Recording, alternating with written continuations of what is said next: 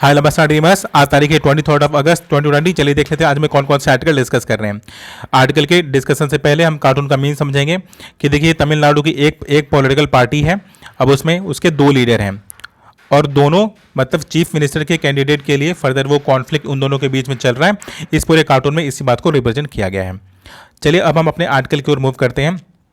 Article हमारे पास पहला वाला नेपाल की पॉलिसी के रिगार्डिंग है कि देखिए नेपाल के साथ हमारे क्या है कि हमारे वेरियस इश्यूज रहे हैं।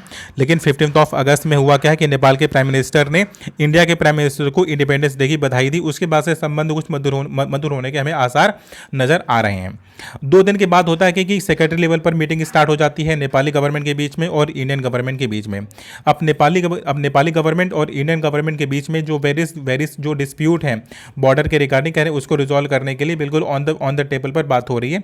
मतलब किसी भी प्रकार के कॉन्फ्लिक्ट न हो और उसका सोल्यूशन निकल करके आ जाए। राइटर फिर इसी की मतलब सलाह भी देते हैं और कहते हैं कि इंडिया को अपने इस अपॉर्चुनिटी का या इस अवसर का लाभ ले लेना चाहिए, क्योंकि नेपाल क्या है कि हमारा एक पड़ोसी है और पीयर टू पीयर मतलब वहाँ के लोगों के साथ हमारा कल्चरली टाई बहुत ज़्यादा है। ठीक है, फर्स्ट थिंग। फिर सेकंड थिंग, यहाँ पर एक छोटा सा रेफरेंस देते हैं और उसको फिर क्रिटिसाइज भी करेंगे कि नेपाल के एक जर्नलिस्ट ने एक आर्टिकल में ये वाली बात मेंशन की थी कि इंडिया को ये वाली बात ध्यान रखनी चाहिए कि इंडिया तो अपना इंडिपेंडेंस डे मनाता है बट नेपाल अपना इंडिपेंडेंस डे नहीं मनाता है, क्योंकि इंडिया एक टाइम पे क्या था कि कॉलोनी था बट नेपाल कभी से कॉलोनी नहीं रहा हुआ है। नेपाल कभी भी गुलाम नहीं रहा था। नेपाल हमेशा से स्वतंत्र रहा है और नेपाल ने किया क्या था कि एक लंबा स्ट्रगल किया है अपनी स्वतंत्रता के लिए। तो इंडिया को नेपाल की स्वतंत्रता पर पूरा ध्यान देना चाहिए और पूरा उसकी रेस्पेक्ट करनी चाहिए। ठीक है, तो आर्टिकल में बस इतनी सी ही बात थी और इस अवसर की बात कर रहे हैं, इस अपॉर्चुनिटी की बात कर रहे हैं कि इंडिया को इस बात का फ़ायदा उठाना चाहिए और नेपाल के साथ रिलेशन को थोड़ा सा इंप्रूव कर लेना चाहिए।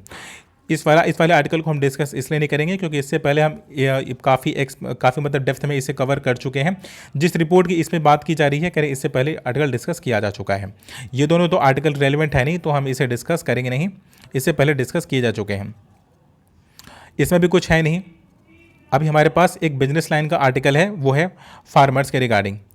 देखिए फार्मर अगर कोई भी चीज़ प्रोड्यूस करता है तो उसको फिर तुरंत कैश चाहिए रहता है, तो वो किसी भी कीमत पर मतलब सस्ती कीमत पर भी वो करता क्या है, मार्केट में तुरंत बेचना पड़ जाता है, क्योंकि उसके पास स्टोरेज की प्रॉब्लम नहीं रहती। वो तो कुछ तो हो सकता है कि साहूकारों से या किसी बैंक से लोन वगैरह लिया रहता है तो उसे तुरंत पेमेंट करना होता है। तो जैसे ही प्रोड्यूस वो निकलता है तो वो तुरंत बेचने की कोशिश करता है, तुरंत अपना पैसा खड़ा करने की कोशिश करता है। तो उसमें होता क्या है कि किसानों को नुकसान भी होता है कि जितनी लागत हुई है कह रहे कि उतना रुपया निकल नहीं पाता है। तो अब इसके वेरियस सॉल्यूशंस दिए गए हैं। कह रहे कि मिनिमम सपोर्ट प्राइस गवर्नमेंट के द्वारा फसल बोने के पहले ही इशू कर दिया जाता है, ताकि जो किसान है कह रहे फसल भी उसी के अकॉर्डिंग बो सके और मतलब वो जो एमएसपी है कह रहे कि वो उस प्राइस पर उसे वो प्रोक्योर करेगी, गवर्नमेंट प्रोक्योर करेगी ताकि किसानों को एक अच्छी कीमत मिल सके। फिर दूसरा वाला है कि एपीएमसीज वगैरह फॉर्म की गई हैं, जहाँ पर फार्मर्स क्या कर सकते हैं कि अपने फसल को लेकर के जाएंगे और वहाँ पर बेचेंगे और गवर्नमेंट क्या करेगी, प्रोक्योर कर लेगी। कह रहे कि इन पूरे सिनेरियो में अगर आप एक बात नोटिस ये करोगे तो वो ये है कि जब फसल पैदा होता है तो सप्लाई वाला साइड कह रहे बहुत बढ़ जाता है और जो डिमांड वाला साइड है तो वो तो एज इट इज़ रहता है, वो तो कांस्टेंट रहता है। तो इसकी वजह से जब हमारे फार्मर्स फसल को पैदा करते हैं तो उस वक्त फसल की कीमत गिर जाती है, लेकिन कुछ ही वक्त के बाद जब फार्मर्स के पास से कह रहे वो फसल हट जाती है तो उस फसल की कीमत बढ़ जाती है। जस्ट बिकॉज क्योंकि जो बड़े बिल्डर्स होते हैं जिसके पास स्टोरेज हाउसेस वगैरह होते हैं कह रहे कि वो फसलों को क्या करते हैं, प्रोक्योर कर लेते हैं, सस्ती कीमतों पर अपने पास स्टोर करके रख लेते हैं। फिर उसी चीज़ की कीमत क्या हो जाती है, कह रहे बढ़ जाती है। मतलब ये हुआ कि जो फसल को पैदा कर रहा है कह रहे कि जो रियल बेनिफिट है कह रहे कि जो एक कंज्यूमर पे करता है कह रहे वो किसानों तक नहीं पहुंच पाता है। कह रहे कि इसका एक और सोल्यूशन क्या हो सकता है, तो एक है फ्यूचर ट्रेडिंग की बात कर रहे हैं कि किसान कर क्या सकता है कि फ्यूचर में ट्रेड करे कि भविष्य में जो कीमत होने वाली है कह रहे कि हम उस कीमत पर क्या करेंगे, हम अपनी फसल को बेचेंगे। राइटर कहते हैं कि देखिए इसमें हमेशा से एक प्रॉब्लम तो आती ही रही है। वो प्रॉब्लम क्या है कि देखिए अगर हम फ्यूचर में ट्रेड करते हैं तो उसकी कीमत को प्रिडिक्ट करवाना कह रहे हैं थोड़ा सा मुश्किल होता है, क्योंकि किसान ने अगर आज की तारीख में अगर 2 महीने बाद का अगर प्रिडिक्ट किया, अगर अमाउंट प्रिडिक्ट किया तो ये भी हो सकता है कि जो कीमत है, जो फसल की कीमत है कह रहे बढ़ जाए, ये भी हो सकता है कि फसल की कीमत घट जाए। कह रहे कि इसमें और पहली बात तो कभी भी कोई भी जो वो कंपनीज होगी या फिर कोई भी जो स्टोरेज हाउसेस वाले होंगे, कह रहे वो किसानों से कह रहे फसल फ्यूचर में कह रहे इतनी ज़्यादा कीमत बढ़ा करके कह रहे वो लेते नहीं हैं। कहते हैं कि जब ये वाला सिनारियो आता है कि एक किसान है, अपना फसल किसी को बेचना चाह रहा है और उसकी अच्छी कीमत लेना चाह रहा है, तो पहली बात तो वो स्टोर कर नहीं सकता।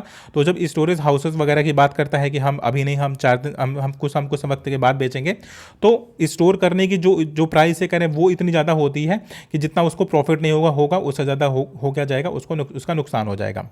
अब राइटर का जो यहाँ पे सोल्यूशन है, कहते हैं कि अब फ्यूचर में ट्रेडिंग की जा सकती है। ये एनसीडेक्स की बात करते हैं, कहते हैं कि इसके थ्रू, गवर्नमेंट के थ्रू हम कर क्या सकते हैं कि हम प्रोक्योरमेंट का एक नया प्लेटफॉर्म ही जनरेट कर दें, जहां पर होगी क्या, जहां पर फ्यूचर में होगी ट्रेडिंग। और मतलब कि कॉल ऑफ का या पुट ऑफ का क्या होगा कि ऑप्शन होगा उसके पास विकल्प होगा। एक किसान के पास विकल्प क्या होगा कि वो फ्यूचर में ट्रेड करेगा। आज उसने फसल पैदा किया, अब वो किसी को भी बेचेगा अगर अपनी फसल, तो फ्यूचर वाले प्राइस पर एक प्रेडिक्ट करके वो अपने प्रोड्यूस को बेच देगा। और अगर मार्केट में कीमत, अगर उस वाले फसल की कीमत 3 महीने बाद जो उसने प्रेडिक्ट किया था उससे अगर ज़्यादा रहती है, तो उस वाले कॉन्ट्रैक्ट से वह फ्री है। इसका मतलब ये हुआ कि उसने जिस कीमत पर सौदा तय किया था, अगर भविष्य में उससे ज़्यादा की उस फसल की कीमत हो जाती है, तब किसान उस वाले कॉन्ट्रैक्ट को कैंसिल करके वो अपने ई मार्केट प्लेस पर अपने प्रोड्यूस को बेच सकता है। लेकिन अगर कीमत गिर जाती है, तो उसने जो फ्यूचर जो कॉन्ट्रैक्ट साइन किया हुआ है कि अब हम इस वाली कीमत पर अपनी फसल को बेचेंगे, तब किसान उस वाली कीमत पर क्या सकता है, अपनी फसल को बेच सकता है। ये तो हो गया कि भाई फ्यूचर में ट्रेडिंग होगी, तो इससे होगा क्या कि जो हमारा सप्लाई वाला साइड है, कहने की कुछ वक्त के लिए होगा क्या कि एक्सटेंड हो जाएगा, जो कीमतें होंगी कहने की वो एक कांस्टेंट रहने वाली हैं और इससे किसानों को फायदा हो जाएगा। फिर राइटर आगे कहते हैं कि देखिए एफसीआईज वगैरह को भी, कह रहे हैं एफसीआईज वगैरह को भी फसलें तो वो प्रोक्योर करना ही होता है, तब वो एमएसपी के फॉर्म में वो प्रोक्योर करती, ई मार्केट प्लेस से प्रोक्योर करने की कोशिश करती हैं। लेकिन अगर आप एनसीडेक्स बना लेते हो और इसकी लॉजिस्टिक और वेरियस इंफ्रास्ट्रक्चर अगर आप वेरियस सीरीज में डेवलप कर लेते हो, जहाँ पर होगा क्या कि किसान क्या कर सकता है कि अपनी फसल लेकर के आएगा और उसे बेचेगा। कह रहे कि आप एक सिंगल प्लेटफॉर्म बनाओ, कह रहे कि वहाँ से कोई भी हो, कह रहे कि कोई भी पर्सन होगा जिसे भी फसल परचेज करनी है, वो उस वाले प्लेस से करेगा क्या कि फसल को परचेज कर लेगा। अब फसल को परचेज करने के रिगार्डिंग राइटर यहाँ पर कहते क्या हैं कि देखिए अगर फसल को परचेज किया जाए तो जो उसका लॉजिस्टिक सपोर्ट होगा, मतलब कि इंफ्रास्ट्रक्चर, आज मैंने कोई सामान अगर दिल्ली में खरीदा, मुझे चाहिए यूपी में, तो जो लॉजिस्टिक सपोर्ट होगा अगर वो बेहतर होगा, तो हम कोई भी प्रोडक्ट वो परचेज करेंगे तो हम किसी भी स्टोरेज वाले हाउस में जा करके हम उस वाली फसल को हम निकाल सकते हैं। मतलब ये पूरा कह रहे हैं कि जो एपीएमसीज वगैरह का आपका कॉन्सेप्ट है, एमएसपी वगैरह का जो आपको कॉन्सेप्ट है, कह रहा है मल्टी लेयर पर आप करते क्या हो कि आप सब्सिडी वगैरह प्रोवाइड करवा रहे हो, लेकिन अगर आप एक सिंगल प्लेटफॉर्म बना दो कि किसान करेगा क्या कि किसान फ्यूचर में ट्रेड करना शुरू कर देगा। और अगर किसान को फायदा होना स्टार्ट हो गया, अगर उसको सरप्लस मिलना स्टार्ट हो गया, तो चाहे वो गवर्नमेंट हो चाहे कोई बिजनेसमैन हो, वो अगर फार्मर से कोई भी प्रोड्यूस को परचेस करता है, तो किसान को एक अच्छी कीमत मिलने वाली है, क्योंकि मीडिएटर यहाँ से पूरी तरह से रिमूव हो जाएंगे। कंज्यूमर को भी फायदा होने वाला है, किसान को भी फायदा होने वाला है, और गवर्नमेंट को फायदा कुछ ऐसे हो जाएगा कि जो एमएसपी वगैरह जो आप इशू करते हो, कह रहे हैं वो भी आपको इशू करने की जरूरत नहीं पड़ेगी, क्योंकि पूरा जो किसान है ना, कह रहे हैं कि वो बिल्कुल कॉमर्शलाइज हो जाएगा, बिल्कुल मार्केट में आ जाएगा। और जब चीज़ें मार्केट ड्राइवन हो जाती है, तो फसलों चाहे वो कोई भी वस्तु हो, कह रहे हैं उसकी तो अच्छी कीमत उसे मिलती है। राइटर फिर यहाँ पे वही एनसीडेक्स की बात करते हैं, कहते हैं कि लॉजिस्टिक वगैरह हो गया, कह रहे हैं वेरियस स्टेट्स को, कह रहे किसी एक पर्सन का ये काम नहीं हो सकता, कह रहे वेरियस स्टेट को कह रहे इंटीग्रेट होकर के इस वाले प्लेटफॉर्म को हमें डेवलप करना होगा, ठीक है, ताकि वो फ्यूचर ट्रेडिंग वगैरह प्रॉपर तरीके से वो आगे कर सके। ठीक, हमारे ये वाला आर्टिकल डिस्कस हो गया। नेक्स्ट वन आर्टिकल है हमारे पास, ये बिजनेस लाइन का आर्टिकल था जिसे हमने अभी डिस्कस किया। सेकेंड वाला आर्टिकल भी हमारा बिजनेस लाइन से ही है। ये वाला आर्टिकल रिगार्डिंग द व्हाट कि इंडिया कर क्या रहा है कि चाइनीज़ के जितने भी इन्वेस्टमेंट है, कह रहे हैं कि उस पर क्या कर रहा है कि सैंक्शन लगा दे रहा है या उसे कैंसिल कर दे रहा है, कि कुछ यही बातें चल रही हैं। लेकिन अभी एक केस राइटर देते हैं, कहते हैं कि जो चाइना का जो इन्वेस्टमेंट है, या फिर जो चाइनीज़ की जो कंपनीज़ हैं, कह रहे हैं कि उसमें वर्ल्ड लेवल पर इन्वेस्टमेंट है, मतलब सबसे ज़्यादा एफडीआई गेन करने वाली जो कंट्री है, कह रहे हैं वो जब वो चाइना है, तो मतलब चाइनीज़ कंपनी में जो शेयर होता है, कह रहे हैं कि वेरियस स्टेक होल्डर्स उसके होंगे। तो इंडिया को चाइना के कंपनीज़ का सब्सटीट्यूट ढूंढ पाना थोड़ा सा मुश्किल है। एक उदाहरण देते हैं, कहते हैं कि देखिए आईपीएल में वीवो क्या करता था कि स्पॉन्सर करता था, वीवो पैसे देता था, वीवो एडवर्टीजमेंट करता था। इंडिया ने कहा क्या, कह रहे हैं नहीं ठीक है अब वीवो पार्टिसिपेट नहीं करेगा, इट्स ओके, वीवो पार्टिसिपेट नहीं कर रहा है। लेकिन जो कंपनी स्पॉन्सर कर रही है, कह रहे हैं कि उसमें क्या कह रहे हैं कि उसका क्या है, उसने इन्वेस्टमेंट करके रखा हुआ है वीवो में। मतलब कि डायरेक्टली तो नहीं बट इनडायरेक्टली वीवो तो स्पॉन्सर कर ही रहा है, वीवो को तो बेनिफिट हो ही रहा है।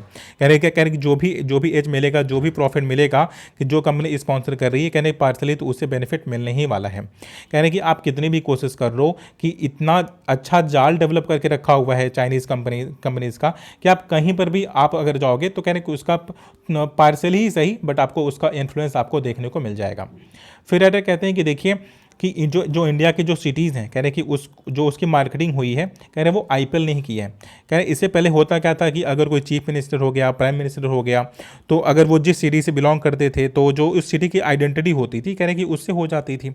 लेकिन अभी आईपीएल ने किया क्या है कि चाहे वो कोई भी सेलिब्रिटी हो, उस वाली स्टेट से या उस वाली सिटी से वो बिलोंग करती हो कि नहीं करती हो, बट स्टिल जो उनका वो है पहचान है उस वाली स्टेट से, उस वाली जो सिटी से, कहने की वो जुड़ जाता है और इंडिया के सिटी की मार्केटिंग वर्ल्ड लेवल पर हो जाती है। कहते हैं कि ये भी एक प्रकार का कॉमर्शलाइजेशन ही है। इसके लिए भी एक उदाहरण देते हैं, कहते हैं कि महेंद्र सिंह धोनी तो है रांची से, वो हैं तो झारखंड से, लेकिन अब वो चेन्नई सुपर किंग के अगर कप्तान है या चेन्नई सुपर किंग के लिए अगर वो खेलते हैं तो जो उनकी आइडेंटिटी है, कह रहे हैं कि जो चेन्नई के लोग हैं, कह रहे हैं कि अब वो उनके सिटी के बिहाफ से चाहे कोई भी प्लेयर खेलेगा तो उनका एक खुद का एक एंथुसियाज्म होता है कि ये मेरे सिटी का या ये मेरी स्टेट का क्या है कि इसमें रिप्रेजेंटेशन है। लेकिन जो इस साल आईपीएल होने वाला है, चूंकि इंडिया में तो हो नहीं रहा है, जब इंडिया में हो नहीं रहा तो राइडर कहते हैं कि जो ये वाला क्राउड था, कह रहे हैं कि जब होता क्या था कि पैसे कहाँ मिलते थे आईपीएल को पैसे मिलते थे चूँकि लोकल लेवल पर लोग जा करके क्रिकेट देख पाते थे, फाइनेंसिंग हो पाती थी। लेकिन अभी क्या है, अब यूएई में तो जा करके कोई क्रिकेट देखेगा नहीं, ठीक है। तो इससे होगा क्या कि जो पैसे मिलते थे, जो पैसा निकलता था, जो इतना ज़्यादा ग्लैमर था इस आईपीएल में, कह रहे इस साल हमें हो सकता है कि देखने को ना मिले। राइटर यहाँ पे दो डायमेंशन पर बात कर रहे थे, एक स्पॉन्सरशिप की बात कर रहे थे और दूसरा इसके प्रॉफिट मेकिंग पर बात कर रहे थे। कह रहे थे कि जो प्रॉफिट मेकिंग अभी तक आईपीएल हुआ करती थी, हो सकता है कि जो ये वाला साल है कि उसमें प्रॉफिट ना हो। ठीक, तो हमारा ये वाला आर्टिकल क्या हो गया, डिस्कस हो गया। अभी हमारे पास जो नेक्स्ट वन है आर्टिकल डिस्कस करने के लिए, वो देखिए दोदा और एक शिव कुमार का एक केस था। कह रहे उसमें सुप्रीम कोर्ट ने कुछ जजमेंट दिया था। सुप्रीम कोर्ट ने बोला क्या था कि देखिए जो कंटेम्प्ट ऑफ कोर्ट है, कह रहे हैं कि कंटेम्प्ट ऑफ कोर्ट 3 तरीके से लग सकता है। अब 3 तरीके से मतलब कि जो उसका प्रोसीजर है, तो अब यहाँ पर प्रोसीजर पर बात कर रहे हैं। कह रहे हैं कि जो भी प्रशांत भूषण के ऊपर जो कंटेम्प्ट ऑफ कोर्ट लगा हुआ है, कह रहे हैं कि उसमें प्रोसीजरल ईरर की बात करते हैं। कहते हैं कि बहुत ढेर सारी ईरर्स हैं। कह रहे हैं कैसे ईरर कैसे हैं, कहते हैं कि देखिए पिटीशन तो माहेश्वरी जी ने डाला है, ऑल राइट, बट जो सुमोटो का जो कॉग्निजेंस लिया गया है, कहने की वो भी काफ़ी डिले करके, काफ़ी मतलब कि उसमें टाइम लैकिंग बहुत ज़्यादा है। कहते हैं कि देखिए जब जो ट्वीट हुआ था, कह रहे हैं वो 27 जून में हुआ था और जो सुमोटो का जो कॉग्निजेंस लिया गया वो 22 जुलाई में लिया गया।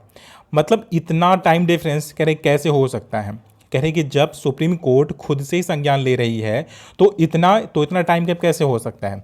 फिर सेकंड थिंग है कि अच्छा ठीक है, तो ये एडमिनिस्ट्रेटिव के बिहाफ से, मतलब जो चाहे वो अटॉर्नी जनरल हो गया, ठीक है, तो अटॉर्नी जनरल अगर क्या करता है कि अगर वो रिकमेंड करेगा या अगर उसके बिहाफ से अगर ये पिटीशन फाइल होती है या ये कंटेम्प्ट ऑफ कोर्ट का जो प्रोसीजर चलता है, तो वो माना जाएगा कि वो एडमिनिस्ट्रेशन के बिहाफ से है।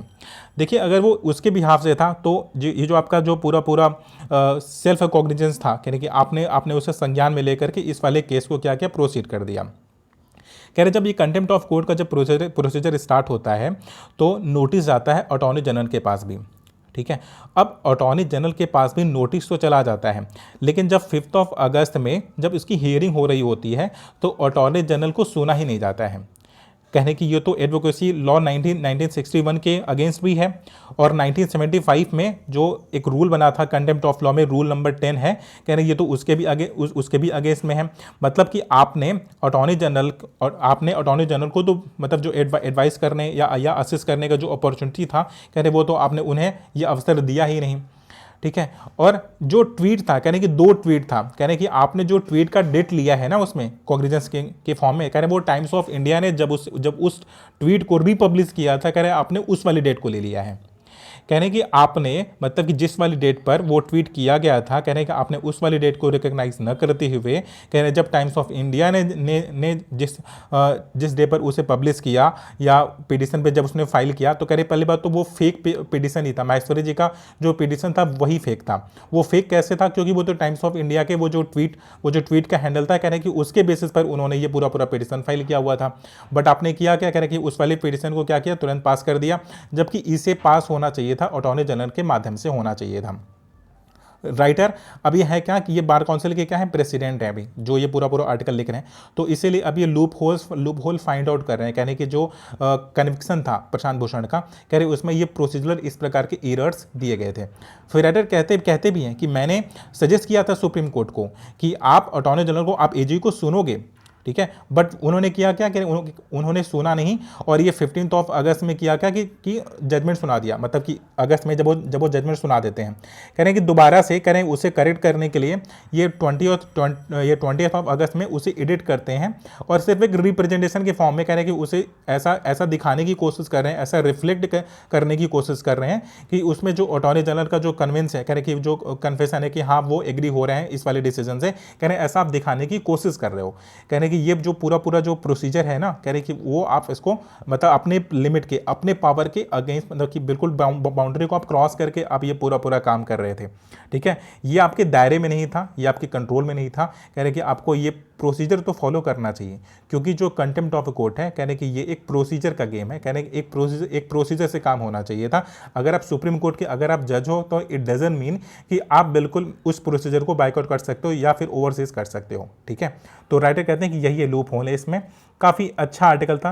अगर आपको कभी जुडिशरी सिस्टम वगैरह पे, लूप होल वगैरह पे अगर कुछ भी रेफरेंस देना हो तो यहाँ पर ये रेफरेंस दिया जा सकता है। ठीक है, तो हमारे पास जितने भी रेलेवेंट आर्टिकल थे डिस्कस करने के लिए, ऑलमोस्ट सारे आर्टिकल मैंने डिस्कस कर लिए हैं। Thank you so much for watching the video.